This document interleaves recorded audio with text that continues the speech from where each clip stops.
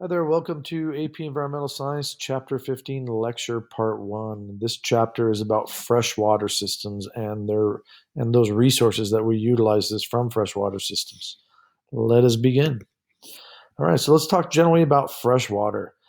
Okay, so the majority of the water on our planet, see this 97.5% is salty. It's in the ocean, salt water. Only 2.5% of the water on our planet is fresh.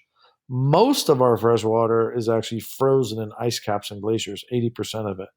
20% is in the ground, and a very small percentage is part of lakes and moisture and soil and ponds and water within organisms in the air and the atmosphere. So surface water, fresh water is a very small amount if you really think about it. Most of the fresh water is frozen, so it's not really usable at that point. How much water do we need in a day? We need about 64 ounces or 8 cups. 8 ounces in a cup, 8 times 8 is 64. The average American, these questions have been on AP tests in the past, uses about 50 to 80 gallons of water per day. What this means is taking showers, washing your hands, washing dishes, brushing your teeth. Some of you leave the water on as you brush your teeth, things of that nature. Longer showers than needed. You don't have faucets that are water preserving faucets and things of that nature. So average American, we use a lot of water. 50 to 80 gallons of water doesn't seem like much to some of you, but it is a great deal of water. Where in places and parts of the world where water is scarce, very scarce. Units of measurement. Now you need to know how to convert from ounces to gallons or cups to quarts or cups to pints and so on and so forth. You're also going to have to know how to convert from milliliters to liters or liters back to milliliters. This is a simple one, just by a factor of 1,000. I'm going to show you a few examples of how to do them, but you're gonna have to be able to do these on the test. So let's do something. Let's do them one at a time. So I want to go gallons to ounces for one of them. I'm going to go to liters to milliliters for another one. Cups to quarts, milliliters to liters. Now remember, you need these. These are going to be your tool. Okay, so you're going to be multiplying generally or dividing by factors of 8, 2, 2, or 4. Okay, when you convert from milliliters to liters and vice versa, it's a factor of 1,000. It's either going to be division or a multiplication of 1,000. Okay, so you're either going to be dividing or multiplying by 1,000 from liters to milliliters. If you're going from gallons down to ounces or gallons down to ounces, you're going to be using these factors, the 4, the 2, and the 2, and the 8. All right, so these are the factors you're going to use. First one is gallons to ounces. So the first conversion, 1 times 4, this gets me to quarts, because that's the conversion for quarts, 4. 4 times 2, this gets me to pints. Times 2 more gets me to cups. Times 8 gets me to ounces. Answer, 128 ounces. Okay, so in this case, I went from gallons to quarts, quarts to pints, pints to cups, cups to ounces. I just went down that chart of conversions. In this case, I want to go liters to milliliters. So liters are much bigger, 1,000 times bigger than a milliliter. So if I want to go from liters to milliliters, liters are, for example, liters. There's 1,000 milliliters in 1 liter. Okay, so you're going to have way more milliliters than you are going to have liters. And look at this. So if I go from 4,030 liters, I want to convert it to milliliters. I need to multiply it by 1,000, and that adds 3 more zeros to it. So 4,030,000 milliliters in 4,030 liters. Okay, so a good way to think of it, you're going to have way more milliliters than you're going to have liters. So you should have 1,000 times more milliliters. Cups to quarts. Now we're not multiplying, we're dividing, because we're going from a smaller unit to a larger unit in this case. Okay, so we start with 20 cups. From cups, we go to pints. We divide it by 2. From pints, we go to quarts. We divide it by 2 more. And then our answer is 5 quarts. Right there. Milliliters to liters. Now, we're supposed to have more of milliliters than we are liters. So in this case, this number has to get smaller. So you divide it by 1,000, and you get 0.0069 as your answer. All right. Some terms. There's a lot of terms in this chapter, a lot of vocab. Surface water. So as it says, water on the surface of the earth. Rivers, lakes, ponds, streams, a marsh, puddles of water. This is surface water. Groundwater, water below the earth, in the ground, in the rocks. How does water get there? It seeps through the pores in the soil and makes its way down into the ground. Groundwater, it can stay there for thousands of years before it makes its way to the surface where we can use it. So some terms. Let's look at this picture here. All right, we have an aquifer. Well, what's an aquifer? Well, it's these porous rocks that are holding water. We have two sets of aquifers, two different kinds of aquifers, and they're defined on the next slide, and I'll talk about them in a second. So aquifer, porous rock that is holding water. All right, water table is the top of the water line underground. So the top of the groundwater, water table. And the water table is going down. It's going down because we're utilizing a lot of this water. A recharge zone, it's over here. A recharge zone is an area where water will be percolating and making its way down into the ground. All right, that's a recharge zone. What's the difference between a confined and an unconfined aquifer? A confined aquifer is between two layers of clay, so it's kind of stuck down there. An unconfined aquifer might have clay on one bottom, on the bottom side, for example, but not on the top, right? The two kinds of wells, most wells and make their way into an unconfined aquifer, and then they draw the water up that way, right? It's not under tremendous pressure, so the water has to be drawn up. A artesian well basically drills all the way down into the unconfined aquifer, and this water down here is under more pressure. So an artesian well, water will actually, because of pressure, will be actually pushed up. It's kind of like a faucet, right? A lot of times you're going to hear that your water that you're drinking, your bottled water, a lot of it comes from springs, natural spring water. That's just water. It's making its way up from the ground into a spring, like a hole. So the water it's making its way up. The largest known aquifer is in the Midwest. It's in the central part of the United States, if you see it right here on this map right here. This area is called the Midwest, or we might call it the Great Plains. All right, more terms. Farm country in the United States. Where do they get a lot of their water? They get a lot of their water from the Ogallala Aquifer. It is huge. Its numbers, water's being withdrawn much faster than it's being replenished, so its total volume is decreasing in many places. And this is because this is farm country. We grow a lot of food in our country. A lot of it stays here. A lot of it goes to feed our livestock, and a lot of it is shipped to other countries. We ship a lot of soy and corn to other countries. It's one of our exporting. And the central part of our country exports a lot of grains. Runoff. Well, what is runoff? Well, this is an important term, especially for environmental science. Runoff is water that falls basically to the earth, and then it starts flowing and converging in lower lying areas. So what does it do as it converges? It picks up things. So runoff water is very important for environmental science because as water moves along to a lower lying area, making its way to valleys or making its way to a river so it can leave the land, it's carrying and bringing along a lot of impurities and pollutants with it. So runoff is a very, very dangerous thing in regards to environmental science. It's very important to understand how it works. Watershed, this is an important environmental term. All right, so this is not just a river system. Tributaries are the smaller rivers that run into the larger river, basically that drain into the larger river. What a watershed is, it's those rivers, those tributaries, and all of the land that drains into that particular river. So a watershed is a pretty big area. They're studied commonly in environmental science. You need to study the land in order to figure out what's happening on the land to understand why all this pollution is making its way into a body of water. Generally, what happens on the land eventually makes its way into the river system. So the watershed, a lot of times, pollutes the river system in a lot of cases. So they're generally studied together. A braided river, it's a bunch of rivers that are running with each other, kind of like braids in your hair where you have all the hairs intertwining. These are a bunch of rivers that are intertwining. A meandering river is this one here, showing you how it meanders. Why does it do this? Well, as rivers flow over time, they generally wear out the edges more and more, and they carry their sediment, and they deposit their sediment towards the center. So over time, rivers start to meander more and more commonly. When a river bends really drastically, that's called an oxbow river. You can see one here, all right? If it bends so much where it seals itself off, sometimes it can form what's called an oxbow lake. also. Now, riparian areas. Riparian areas are areas near rivers, riversides. Rivers are naturally designed to flood. They have flooding cycles. They're supposed to flood. What have humans done over time?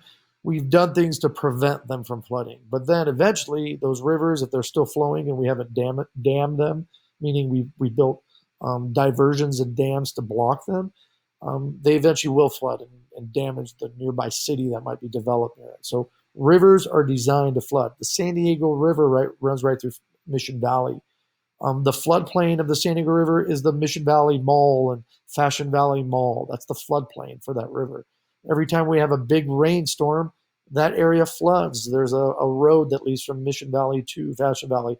That particular road floods during a major rainstorm because the river or a small tributary of it starts to flow, because that's the natural area that is supposed to flood when that river fills with water. So what have humans done? We've developed the land around it and over it and removed the path of the river. And by doing so, we have created floodplains all over the county. Specifically, Mission Valley is a major floodplain. All right, floodplains are important because where rivers flood, they deposit things, they drop things off. They deposit a lot of silt. So the soil in a floodplain is very, very fertile because they deposit nutrients and silt in that area. So generally, humans have drained floodplains or riparian areas and cut down the trees, and then we've planted food there. We've grown food there. Why? Because it's very, very, very rich soil. Floodplains are species rich because they have a lot of water, healthy soil. There's going to be a lot of primary production, a lot of plant life or vegetation for organisms to thrive and live in. So floodplains are very important. But we humans do a lot of damage to them. The zones are areas of a lake or pond. Let's go through them. Littoral zone is the edge, okay, the shallow area at the edge of a pond or a lake. The benthic is the bottom, okay. In some areas, the benthic is shallow. In some area, the benthic is deeper. In some area, the benthic gets sunlight. In some areas, the benthic does not get sunlight, all right? Limnetic zone, this is the area that sun can penetrate, light can penetrate. Why is it important? Well, if light can penetrate, photosynthesis is happening, you're probably going to have a lot of algae or phytoplankton located in that area. The profundal zone, this is like no man's land. It's not the bottom, because there is food on the bottom because things settle that die on the top. They settle on the bottom. So there's food on the bottom, and there's food in the area of the limnetic zone. So the profundal is between the limnetic, between the benthic, basically, where light isn't generally penetrating. Light does not penetrate the profundal zone. So it's like no man's land. You don't have a lot of primary production, so you don't have a lot of food, plant life, or algae or plankton. And you don't have a lot of things that have dropped. They've settled on the bottom. They're not settling in the profundal. They're going through the profundal and ending up in the benthic zone. Lakes. There's two types of descriptions for lakes, and lakes can shift from one type to another. They can be oligotrophic or eutrophic. This term came up in our earlier quarter. Eutrophic lakes are lakes that are basically, remember eutrophication, nutrient overflow. You get a boom of algae blooms. This is a eutrophication. Algae blooms.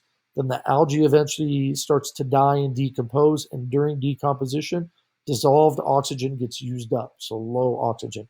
So eutrophication means nutrients are high. Nitrogen and phosphates are high, or nitrogen and phosphorus, or nitrates and phosphates are high.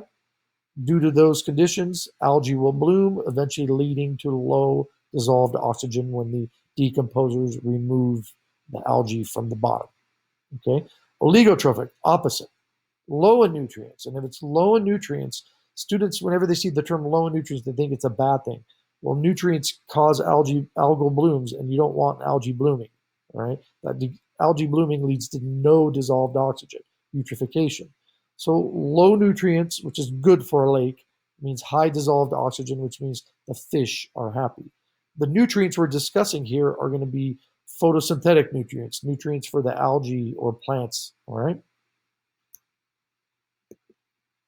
Wetlands, these are areas that are pretty much wet and saturated most of the time. Marshes, freshwater marshes, and by the way, these wetlands are very productive, a lot of bioproductivity, a lot of photosynthesis, a lot of life, a lot of biodiversity. This is a picture of a bog. What is a bog? It's a wet area. You have this partially decomposed plant matter here. And this, it's called peat. Peat is a precursor to coal. So if, for example, in history, areas like this formed, then they got buried over time, and then that area became buried and compacted over time. Under this area became anaerobic, no oxygen, but there's still decomposers down here. And over time and heat and pressure from underground, this stuff, if it gets buried and covered for a while, could turn into coal or other fossil fuels. So this is like a precursor to fossil fuel. If you dig in here, I'm sure you're going to find some sludge and some material that is fossil fuel-like, basically. So this is the precursor, peat, the plant life that is eventually that could become coal, for example, or any other type of fossil fuel. All right. So this is the bog right here. Swamps, most people think of swamplands of Florida, where you got a lot of alligators, marshes are in those areas. Marshes and swamps a lot of times are near each other. Swamps are generally more in forested areas. That's the difference. Now, you can also have seasonal wetlands. They're called vernal or springtime pools. Well, when snow melts, a lot of water will settle in certain areas. Now, I already mentioned to you, they're very important. Wetlands are very important ecosystems. They provide some services for us. They slow runoff, basically, which is good because runoff picks up pollutants as it moves. They reduce flooding. They're designed, they're areas, wetlands are areas that are designed to reduce flooding in other areas. They're allowed to be wet, and they prevent other areas from being flooded. They help recharge aquifers. A lot of aquifer recharge zones are located in wetlands where water can percolate back into the ground. And a huge one, they filter a lot of the pollutants that make their way into these bodies of water. And how do they filter them? The water percolates through, and the rocks in the area can filter those pollutants. Humans, we do a lot of damage to wetlands. We generally drain them because they are very fertile soils. We drain them for their agricultural ability. Withdrawing the water for irrigation is another one.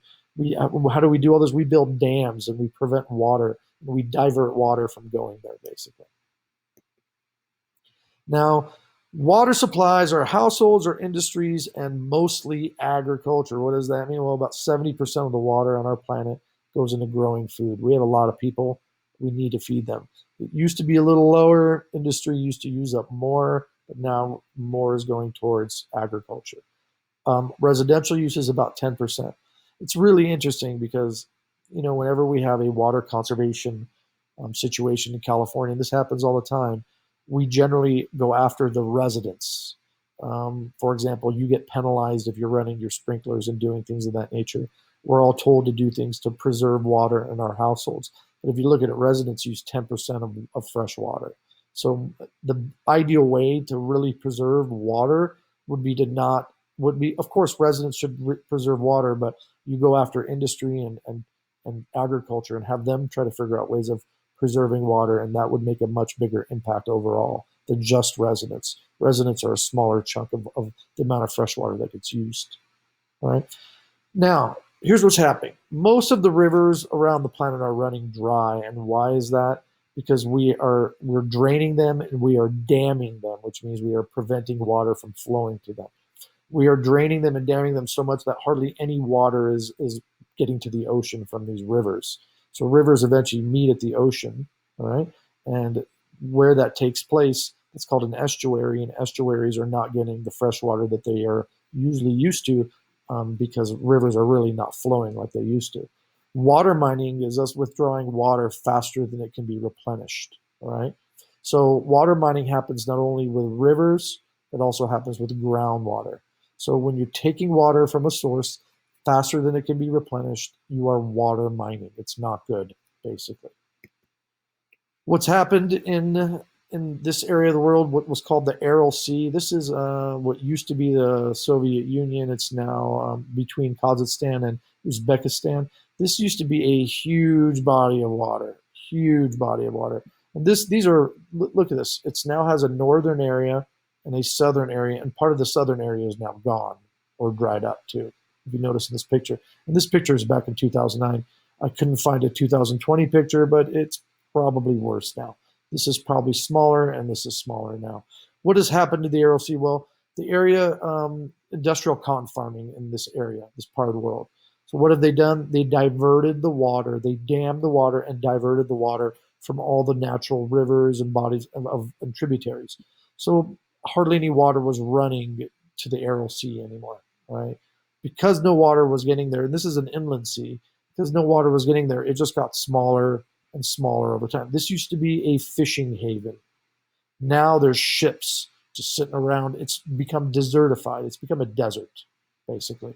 Now you have, look at these guys here walking around while you have ships sitting here, and they're pretty much just skeletons of themselves, these ships. It's not so simple to move them. They're just pieces and parts now. So the fishing fleet has gone. The whole area is laden with pesticides. Why? All this cotton farming was using a lot of pesticides. So it's dried out the area. It's turned it into a desert. It's an ecological disaster is what's happened there, basically. Groundwater. Now look at this picture. This is California showing you groundwater use. Purple means it's getting recharged. It's about a wash and recharge versus use. Blue and green meaning groundwater is increasing, and red and orange meaning decreasing. If you notice, most of our state is red and orange, especially in the central part of our state where we have farm country. This is our farm country. And you notice farm country utilizes a lot of groundwater. It is decreasing much more rapidly than it is being replaced, and that's not good, actually. So the water table is dropping a lot. And in some places, up to 10 feet. Now, what happens to groundwater when you extract too much of it? Well, if you're in a coastal area, you're going to get what's called saltwater intrusion into the groundwater system. Very bad. Your inland aquifers, if they're full of water, the flow of fresh water will naturally push back on that salt water, and you won't have intrusion. But if you decrease the water table, it means there's space for water to intrude. And if you're near a coastline, the water that will be intruding will be salty. Now the groundwater in these parts, coastal areas, now has salt in it. So the water is really, you can't use it if it's salty groundwater, right? Also, when you remove groundwater, certain types of rock are very porous. In the United States, common in Florida because of the type of rock and geology. A lot of water gets removed, and boom, now your ground is not as stable, and you're going to have sinkholes. Sinkholes could be really huge, showing you the tilting of this building because the ground is dropping as a result of so much groundwater being removed. Bottled water, well, the bottled water industry is a little shady. Most bottled water companies, and most of you probably don't know this, Nestle, which is chocolate, but they're one of the biggest water bottle companies out there. They get most of their water that goes in their bottles for free. Where do they get it? Well, bottled water is an ecological disaster. They take their water from the ground and they take it out of the ground for free. So these companies go into little towns in the middle of nowhere where there isn't a lot of rules or a lot of people to fight them on what they're doing. They buy a plot of land, they drill wells, and they pump water out and fill their bottled water up for free. They don't pay for the water that comes out of the ground. It's free. So all they're paying for is the plastic and the maintenance on that well. They suck out the water. They cause ecological impacts by dropping the water table. And then they leave the town and they go do it somewhere else. This is very common. Water bottle companies are awful. They really destroy the water table. And they get all their water for free, which means it's you and me are paying what's called an external cost for their removal of that water. They're not really paying for it. That cost is coming at the hands of the people in the area. All right. So the water bottle industry is dangerous. Most of their water for the bottled water comes from the ground. And they are absolutely water mining. Okay? We're going to stop there.